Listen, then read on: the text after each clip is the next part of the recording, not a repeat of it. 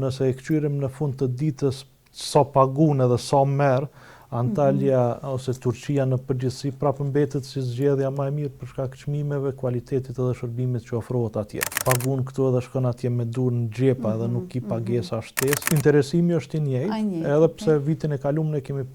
prit një ramje në numër të udhëtarëve dhe kemi planifikuar të ramje kohë më parë për shkak të liberalizimit të vizave,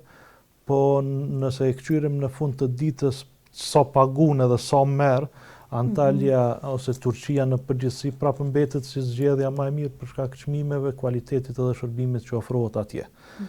Nëse i marrim i këtyr për shembull vitin e kaluar kemi pasur një fluks të madh kërkesave për Greqi,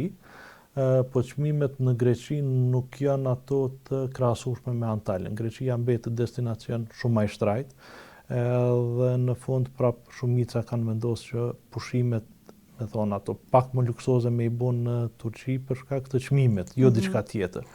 Po Greqia e mundson një shërbim tjetër ose një mundësi tjetër që pushimet me qenë më të shkurta, dhe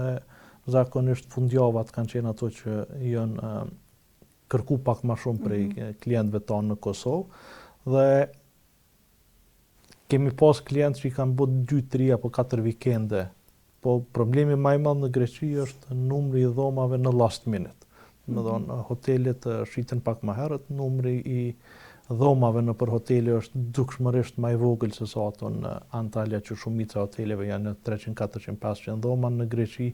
mundna me thonë që në mesatare është 70-80 dhoma, 100 dhoma hotele, kështu që krejt këto e bëjnë dallimin e vet.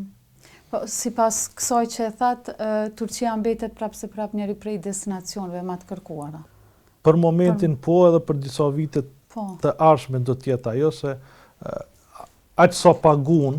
dhe çka merr, do të thonë krejt ato që na me vite kemi reklamuar si destinacion ku pagun këtu edhe shkon atje me dur në xhepa edhe nuk ki pagesa shtesë, nuk mundesh me i mri në destinacione tjera.